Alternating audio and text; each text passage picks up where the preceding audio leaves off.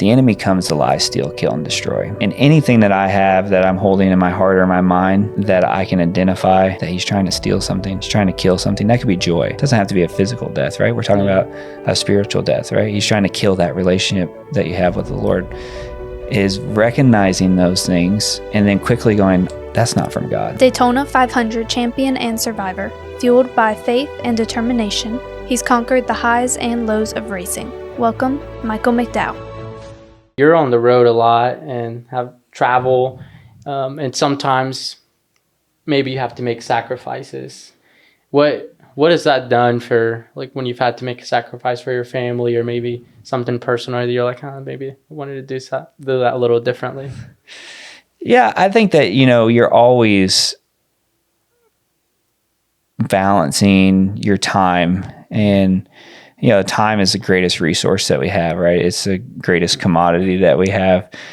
And so you're always trying to make the most of your time. And each season of life sometimes requires different things, And so I feel like where I focus is trying to make my time count, like trying to be not just efficient, but make it count. Mm-hmm. And so if I'm going to come to the shop, I'm not going to just hang out. I'm going to make it count. Yeah. I'm going to do what I need to do, but I'm going to meet with the people I need to meet, and I'm going to have the conversations, and then I'm going to leave myself a window to feel that, hey, you should go talk to that person, right? And not try to cram so much into a small time frame. And when it comes to your family, Josh McDowell, who's an author, and I met him at one of the races, and he's just got so much stuff going on at the time. And I was like, how do you do it? Like, how do you balance your ministry and your family? And like, he's very straight faced, was like, I don't. And I'm like, okay. You're expecting a plan, the book, and he's like, here you go. Yeah. And he said, I don't. He said, ministry is my priority and my family is my first ministry. And that really stuck with me, of like, what he was saying is it's always kingdom minded, but kingdom minded family first, and everything else comes behind it, But that's tricky. So, because I've seen it go the opposite way. Like, I'm the provider for our family. Like, that's what the Lord's called me to do. Not just financially, but from a leadership standpoint. And for me, working hard and doing my job well is important. It's important for my family. It's important for my kids to see that. It's important for me to set that standard. And this is how I do provide for my family. So I need to do my job really well. Now, does it require me to be here as much as I am? No, it doesn't. But I want to do it well because I feel like I've been given this opportunity and I want to steward it well. If my kid is sick, I'm going to be there with my kid because they're my first priority and they're my first ministry, right? And so there's no question about that. But I've built up so much grace over here because I've worked really hard and put the time in and invested. And so when I need to do things like that, I feel like I have that flexibility to do it. And so, it's hard, right? And, one of the things that we've done as a family to stay together and stay connected and stay on the same page and is we travel together. And it's really tough. And it's really hard on my wife, and she does a tremendous amount. But I mean, loading up 5 kids every week, clothes, food, all schoolwork, everything, and going to the racetrack is really tough. But it's a commitment that we made, and we did it because it's important for our family to be together. Mm-hmm. And we've seen a lot of families in NASCAR, and this is not being judgmental, but it's just so hard for families to be gone that often. Your kids are playing sports, birthday parties, everything happens on the weekends, and we're gone every single weekend.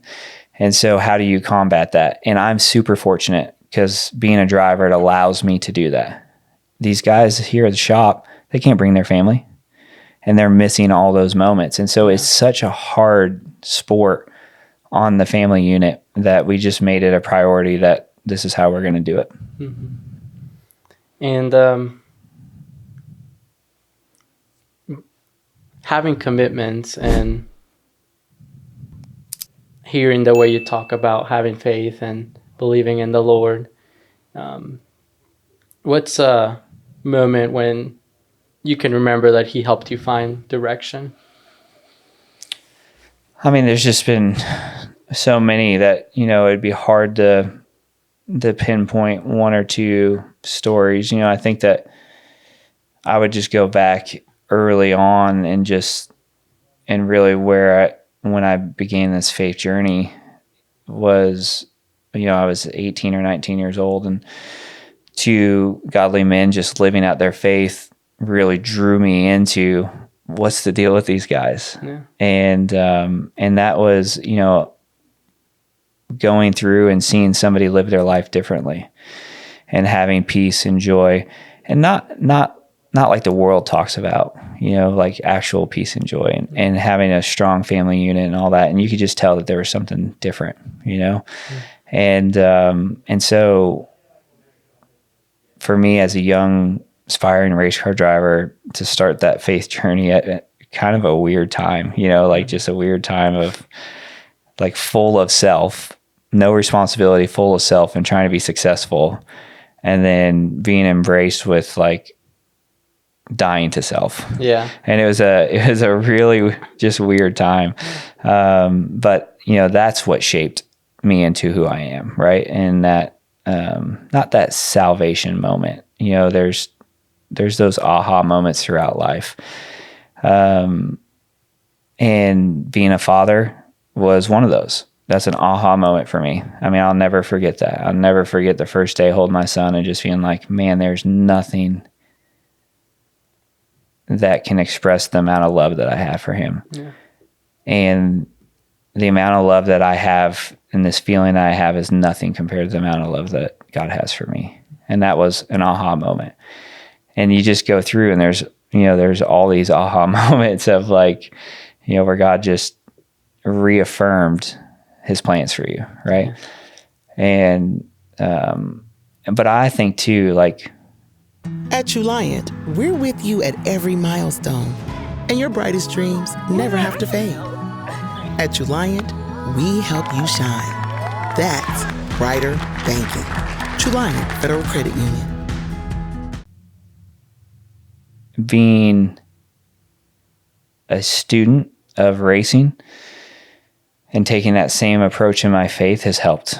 Like, I was a student and I read a lot and I dug a lot and I asked a lot of questions, and I did build up this pretty good foundation of biblical knowledge, not necessarily biblical living, but biblical knowledge, especially because early on I was still skeptical about things, not necessarily like the Lord, because the Lord was very clear on, he intercepted me, right? And so, but like, what about this? What about this? What about this? And I just sort of became a student. And the reason I say that is like, you can't draw or see those moments if you haven't read God's word and you haven't studied it and you haven't really dug in, you know what I mean? And like, there's Christianese and all these quotes, and like, people can pop them out at the right time. But like when you have it firmly in your heart and your mind, you're reminded and you draw on it throughout your life, and when you're at those low of low moments and you're like, man, the Lord has good plans for me and for my family. He wants the very best for me. Yeah. Even when it's like really crappy. Right. But you're just reminded of that. And, you're reminded, throughout these different phases of your life, whether it's somebody passing away or a sickness or a family member, that, this isn't our home.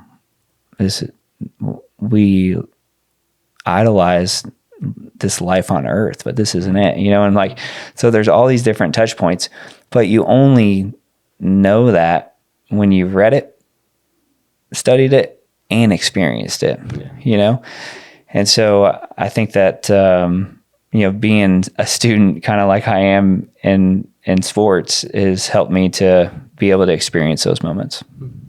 I remember one time when I was not feeling very close to God. And I was like, why don't I have this? Why don't I have that? And like just naming things. And then on my way home that day, I was listening to this service, and this preacher, he was preaching, and then the things that I had saying, like, why don't I have this? Like 10 different things. I was like, you have that, you have that, you have this. And I'm like, wow, that just like, brought me back and me like, wow, sometimes it's just bad thoughts in your head that you just need to shut them down, that aren't true. That disguise themselves. And that's been a tough thing to do, because it's something that I have to do, and I don't know if others experience the same thing. Like for sure. I don't remember the title. You'll have to look it up. It was a long time ago. Man, it might even have been 15 years ago. But there was a small book that I read, and I wish I knew the title of it. But it was basically Know Your Enemy, like understanding your enemy and your enemy's tactics. That's basically the gist of the book, and it really helped me because in churches and in Bible studies, for me at least early on, you understood or you heard about the goodness of God and God's grace, and those, it's the foundation of our faith, right?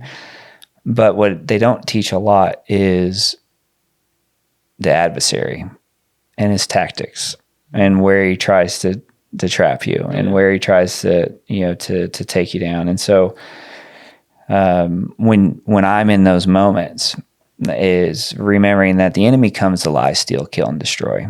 And anything that I have that I'm holding in my heart or my mind that I can identify that he's trying to steal something, he's trying to kill something, that could be joy. It doesn't have to be a physical death, right? We're talking about a spiritual death, right? He's trying to kill that relationship that you have with the Lord. Is recognizing those things and then quickly going, that's not from God. That's the wrong voice. I'm listening to the wrong voice, right? But you can't identify something you don't know. And I think a lot of times we don't know the enemy's tactics, and we don't know the enemy well enough to say, I know who that is and I know who that isn't. Yeah. And I know which voice I'm going to listen to. I want to say thank you. Thank you for your time, and thank you for allowing me to interview you. Yeah, thank you.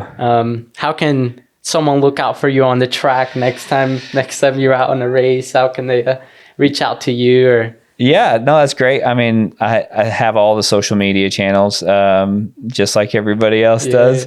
But tune in, watching, and supporting. And there's great ways now to access our sport, from in-car cameras to live audio. And hey, my audio's safe too, so you can let your kids listen. Not all the audio's safe. So you can go onto my website, mcdowell.com. That'll lead you to all my social media channels. So that's the easiest way to go find it all.